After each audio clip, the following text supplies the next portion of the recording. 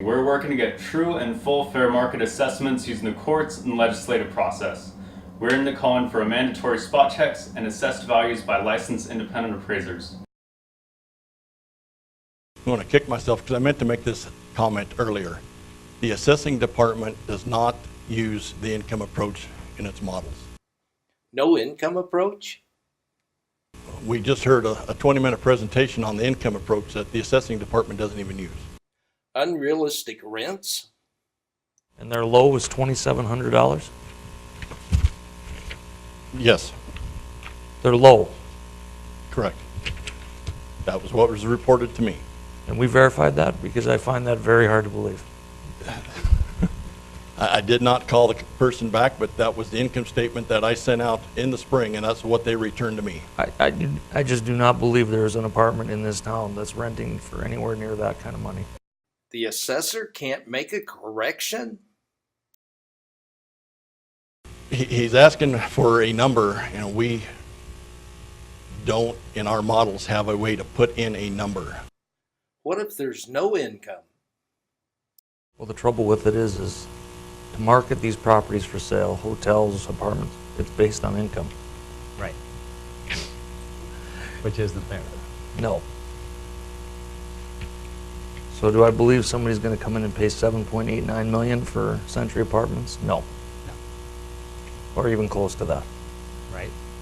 You know, I just look at some of these graphs, like this one, for instance, how close it runs till here. Assessments go here, and the income goes there. I mean, it's almost running perpendicular until the last 3 or 4 years. I mean, nothing is appraising in this market right now for cost. I mean, you can even take the La Quinta that I'm involved in, everybody knows. I mean, we have it listed for half of what it would cost us to build Right. right now.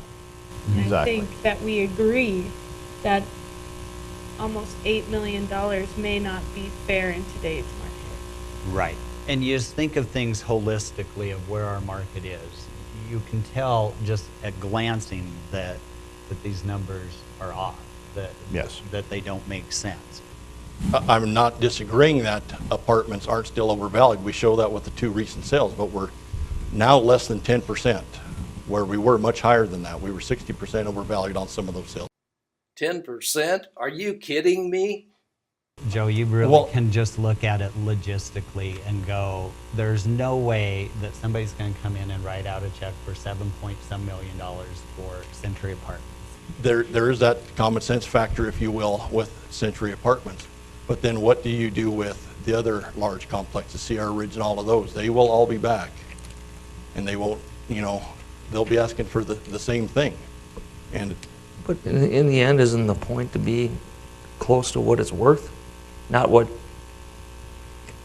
I mean, do we want to assess something for double its worth?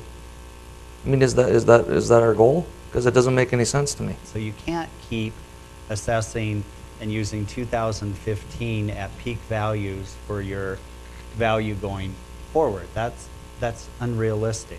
We are in agreement that the current assessed values are too high. After all of that, can you believe the County Board of Equalization did not correct my assessments?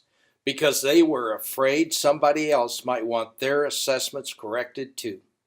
To help, please go to gofundme.com/estate tax assessment revolt. Let's stop over assessments for everyone.